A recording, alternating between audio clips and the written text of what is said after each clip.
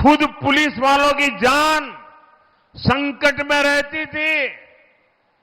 माताओं बहनों, दलित, महादलित, पिछड़ों, अति पिछड़ों के साथ तो क्या क्या नहीं होता था।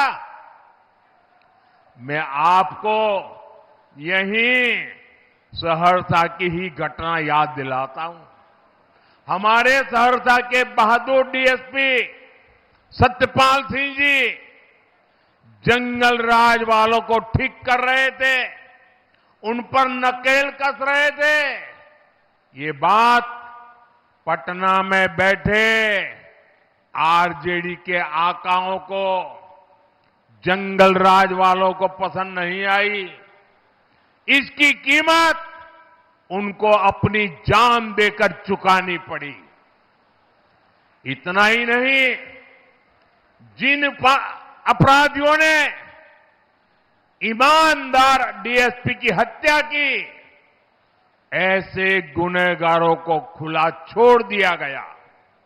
साथियों, आजकल जब हम शानदार सड़कों, पुलों, रेलवे और एयरपोर्ट की बात करते हैं, तो जंगल राज वालों को ये जरा भी अच्छा नहीं लगता है, क्योंकि अपने समय में ये लोग सड़कें नहीं बनाते थे, सड़कें बनाने वालों को मरवा देते थे। इनके लोगों का अगर ठेका नहीं मिलता था तो ये इंजीनियरों को ही उठा लेते थे या रास्ते से हटा देते थे। ये था आरजेडी का जंगल राज। साथियों, जंगल राज में सबकी जान खतरे में रहती थी। हर अफसर, हर ठेकेदार, हर व्यापारी डर में ही जीता था। इसी का नतीजा था कि यहां विकास रुक गया था। मिलें, फैक्ट्रियां, सब कुछ बंद हो गया। सहरसा, मधेपुरा, सुपौल जैसे इलाके जहां कभी शिक्षा और श्रम की परंपरा थी, वहां अपराध और अपहरण की मंडियां लग गई। साथियों, नीतीश जी की सरकार ने जंगल राज को हटाकर बिहार को सुशासन में बदला। आज डबल इंजन सरकार कोसी, मिथिलांचल में उद्योगों का विस्तार कर रही है। मधेपुरा रेल फैक्ट्री आज मेक इन इंडिया का गौरव बन रही है। इस रेल फैक्ट्री का उद्घाटन 7 साल पहले हुआ था। हाल में ही यहां से भारतीय रेल को 500वां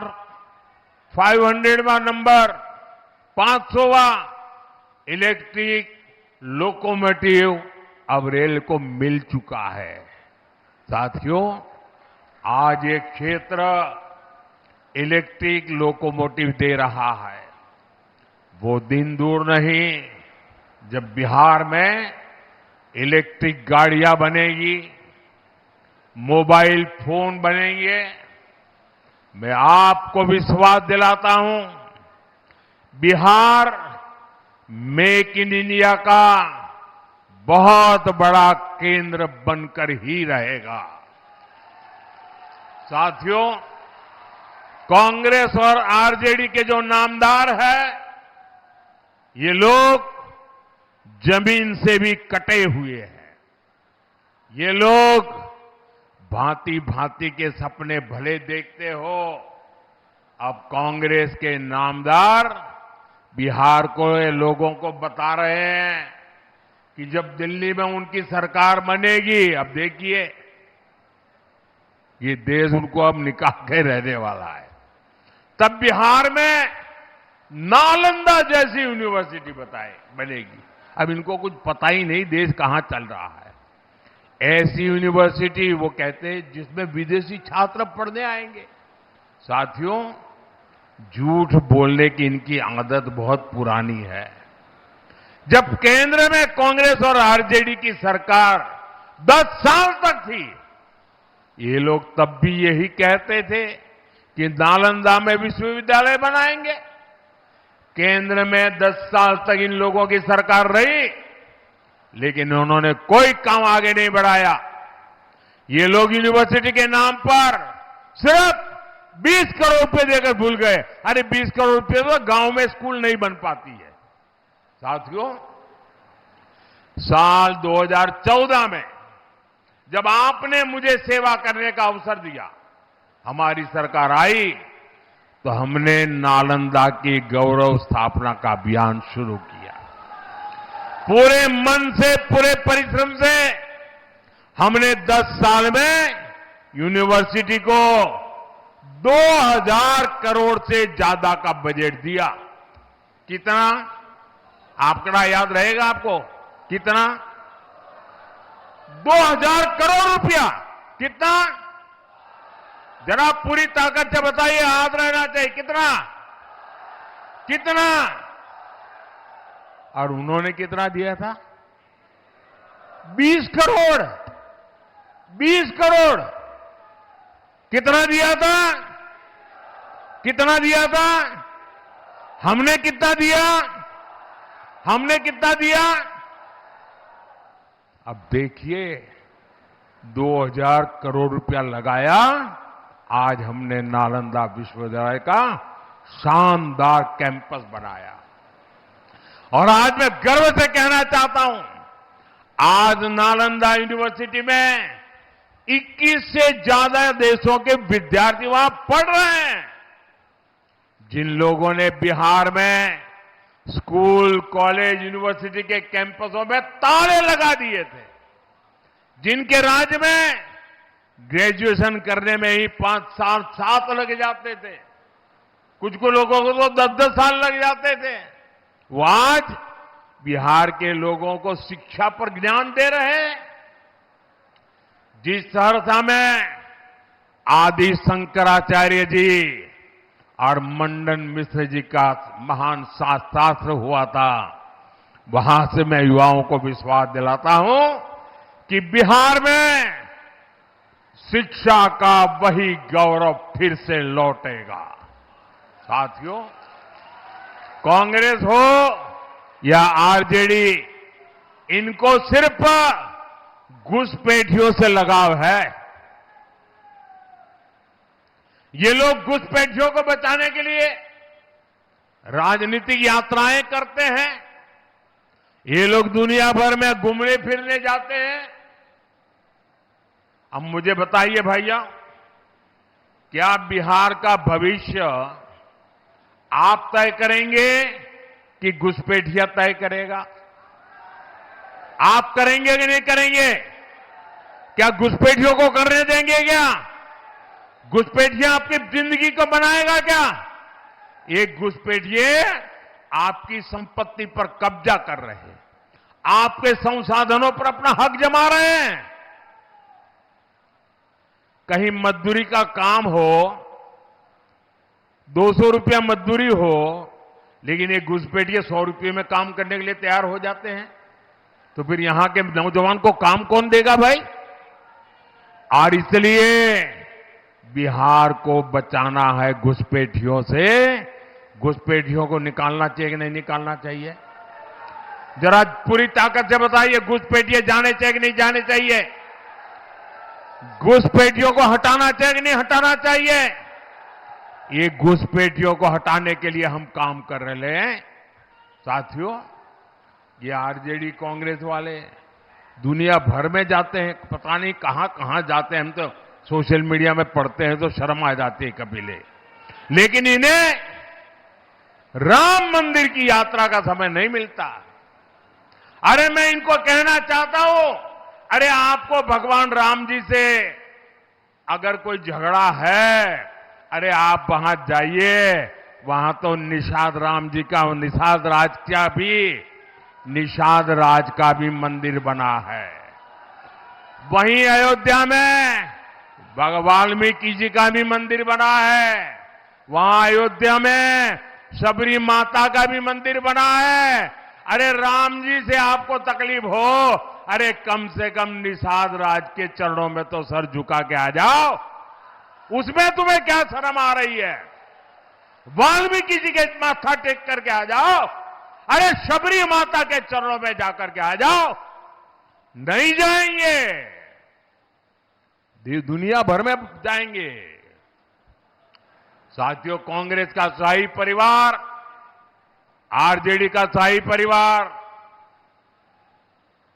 दुनिया भर के त्योहार मनाते हैं और विदेशी त्योहार मनाने में उनको मजा आती है। लेकिन बात जब छठ महापर्व की आती है तो ये लोग क्या कहते हैं? छठ महापर्व हमारे लिए कितना बड़ा गर्व का, अभिमान का अवसर है। ये कहते हैं ये छठ वाले तो ये सब ड्रामा कर रहे। ड्रामा? क्या कह रहे हो तुम? साथियों, कांग्रेस ने छठ महापर्व को जिस प्रकार ड्रामा बताया, उसके पीछे भी एक बहुत गहरा राज है। दरअसल कांग्रेस नहीं चाहती थी कि आरजेडी का नेता मुख्यमंत्री पद का उम्मीदवार बने। पिछले कई महीनों से वो ऐसा माहौल बना रहे थे, लेकिन आरजेडी ने कांग्रेस की कनपट्टी पर कट्टा रखकर मुख्यमंत्री की उम्मीदवारी का वो प्रचार का वो जो हथियार था ना, वो भी चोरी कर लिया। इससे कांग्रेस के लोग बहुत गुस्से में हैं। कांग्रेस की लुटिया तो बिहार में सालों से पहले ही डूब चुकी थी। उनके पास खोने के लिए कुछ नहीं था। अब कांग्रेस के नेताओं ने आरजेडी की लुटिया डुबाने की सुपारी ले ली है। और इनका एक नेता तो बड़े बुद्धिमान होने के नाते दावा करते हुए बयान दे रहा है। वो कहता है अब कांग्रेस को खुद के पैरों पर आगे बढ़ना चाहिए, बाकियों की मदद करना बंद। पब्लिकली कहता है, बाकियों की मदद करने में टाइम खराब मत करो, कहता है खुद आगे बढ़ो। इसका मतलब पक्का है, कांग्रेस वाले इस बार आरजेडी की सफाई करने में लगे हैं। साफ करके रहेंगे, देख लेना आप। साथियों, अपने स्वार्थ के लिए बिहार की, भारत की विरासत का अपमान करने वाले हमारे तीर्थों का विकास नहीं कर सकते। एनडीए सरकार बिहार को धरोहर आधारित पर्यटन का बहुत बड़ा केंद्र बना रही। वो दिन दूर नहीं जब पुनौरा धाम में माता जानकी का भव्य मंदिर बनकर तैयार होगा। यहां सहरसा में भी आस्था के हमारे अनेक स्थल है। यहां संत कारू खिरहरी जी ने अपनी शिव भक्ति और गाय के प्रति समर्पण के कारण दिव्यता प्राप्त की थी। ये मानवीय मूल्य देश के कोने कोने तक पहुंचे, इसके लिए एनडीए सरकार हर प्रयास कर रही है। साथियों, अब मतदान की तारीख आ ही गई है। मैं दूसरे राज्यों से यहां अपने गांव में दिवाली और छठ पर्व मनाने जो साथी आए हैं, उनको मैं खास कहना चाहता हूं, आप आए ही हैं और अगर आपका वोट आपका यहां पर है तो वोट दिए बिना वापस मत जाना। यहां वोट देकर के ही जाना और हो सके तो सरकार के शपथ समारोह में आकर के ही जाना। आपका वोट विकसित बिहार बनाएगा। याद रखिए, पहले मतदान फिर जलपान, पहले मतदान फिर। एक बार फिर आज इतनी बड़ी संख्या में यहां आने के लिए, हमारे इन सभी उम्मीदवारों को आशीर्वाद देने के लिए मैं जरा हमारे इस चुनाव के उम्मीदवारों को कहूंगा, आगे आ जाइए आप लोग, आगे वहां खड़े हो जाइए। हाँ, वहां खड़े हो जाइए सब लोग। जो भी चुनाव लड़ रहे हैं उनसे मेरा आग्रह है, जरा आगे आ जाइए। थोड़ी जगह कर लीजिए, मैं वहां आकर के आप सबको मिलने वाला हूं। थोड़ी आगे जगह कर दीजिए, मैं आ रहा हूं आपके पास। हाँ, सब खड़े हो जाइए। यहां आप सबके आशीर्वाद मेरे इन सभी साथियों के ऊपर रहे, ताकि बिहार को नई ऊंचाई पर ले जाने का मेरा जो सपना है वो मैं पूरा कर सकूं। मेरे साथ बोलिए भारत माता की, भारत माता की, भारत माता की। बहुत बहुत धन्यवाद।